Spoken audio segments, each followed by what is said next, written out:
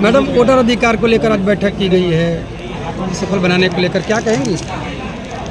सबसे बड़ी बात है कि वोटर अधिकार जो हमारा चल रहा है, रैली चल रही है, ये 17 तारीख से शुरुआत हुई है और हर जिले में होते हुए अंतिम हमारा जो है वो झोजिले में है।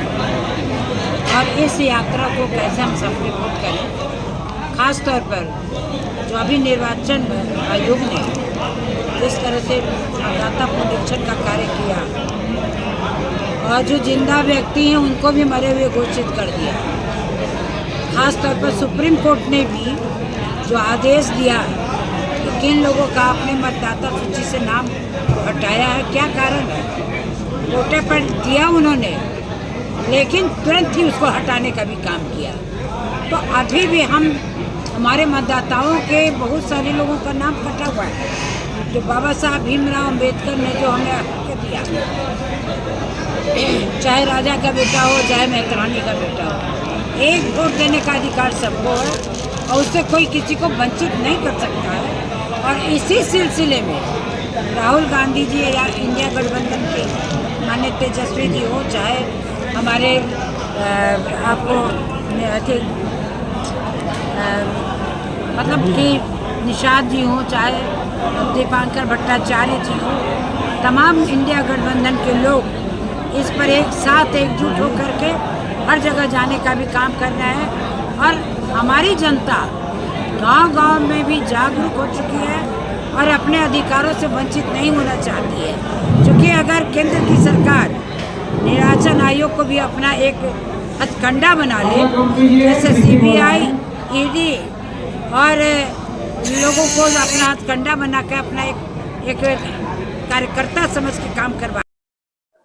आज वोटर अधिकार यात्रा है उसको सफल बनाने के लिए बैठक की गई, क्या किन चीजों को ध्यान दिया गया? निश्चित रूप से प्रदेश द्वारा जो गाइडलाइन है कि पूरे बिहार में जिस तरह से जीवित मतदाता को मृत साबित कर दिया जाता है और मृत मतदाता को जीवित साबित किया जाता है, मेरे प्रवक्ता महोदय हैं यहाँ, इनका जीता जागता मिसाल है, हम लोग के पास सर्टिफिकेट है। चुनाव आयोग जिस तरह से बीजेपी का आयोग बन बैठा है, देश में लोकतंत्र खतरे में है और बाबा साहब अम्बेडकर जी का संविधान है, उस संविधान के बीजेपी के लोग चुनाव आयोग के इशारे पर खत्म करने का इस षड्यंत्र रचा जा रहा है।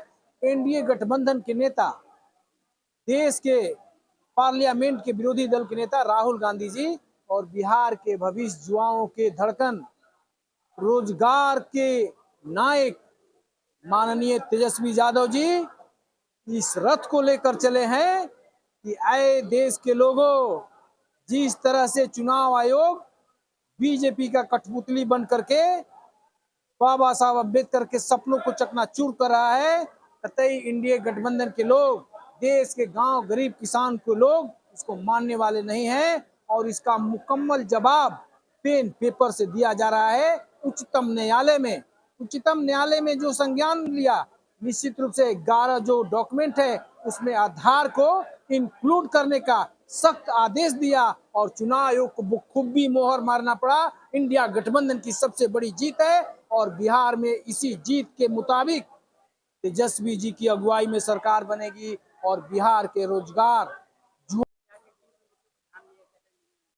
आगामी 30 तारीख को भोजपुर में वोटर अधिकार यात्रा के तहत आदरणीय लोकसभा में प्रतिपक्ष के नेता आदरणीय श्री राहुल गांधी जी, बिहार विधानसभा में नेता प्रतिपक्ष आदरणीय श्री तेजस्वी प्रसाद यादव जी और इंडिया गठबंधन के नेता आदरणीय दीपंकर भट्टाचार्य जी, मुकेश सहनी जी, तमाम लोग जो हैं वो आ रहे हैं और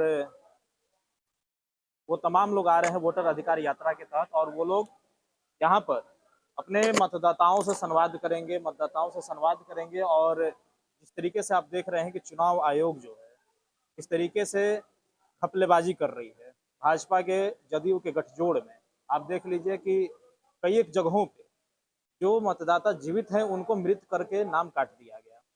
भोजपुर में तकरीबन पूरे बिहार में 65 लाख मतदाताओं के नाम काटे गए हैं।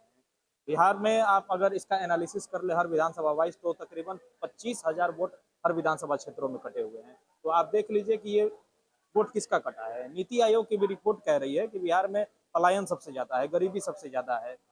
तो पलायन कौन किया है? कोई संपन्न घर का व्यक्ति तो पलायन किया नहीं है। पलायन किए हैं गरीब, मजदूर, अल्पसंख्यक, महादलित, दलित परिवार के लोग। तो उनको आप बाहरी बता के आप उनका वोट काट रहे हो, ये गलत है। 11 साल में पहली बार कल माननीय हमारे प्रधानमंत्री ने रोजगार की प्लान की बात की है बिहार में आके। इससे पहले देखिए, कहाँ से हुए थे, लोग बोल रहे हैं कि तो बिल्कुल बिल्कुल बिल्कुल आपका सवाल जो है वो लाजमी है। आखिर ये पलायन किया हुआ किसका है? 11 वर्षों से इनकी सरकार है, 20 वर्षों से यहाँ पर सरकार है, 11 वर्षों में केंद्र की सरकार है। बिहार में जब इतना पलायन बढ़ा हुआ है, नीति आयोग की रिपोर्ट कह रही है कि पलायन में बिहार सबसे आगे है, गरीबी में सबसे आगे है, जीडीपी जो है वो लगातार गिरता जा रहा है। तो आप देख लीजिए कि इसका कौन जिम्मेदार है? वही लोग जिम्मेदार हैं। और ये तो तेजस्वी यादव जी का ये तो मॉडल रहा है। उन्होंने जिस तरीके से पिछले चुनाव में रोजगार पे जो सवाल उन्होंने खड़ा किया, और कम समय मिला सरकार में रहने का, मात्र 17 महीने में जिस तरीके से 5 लाख युवाओं को नौकरी दी गई,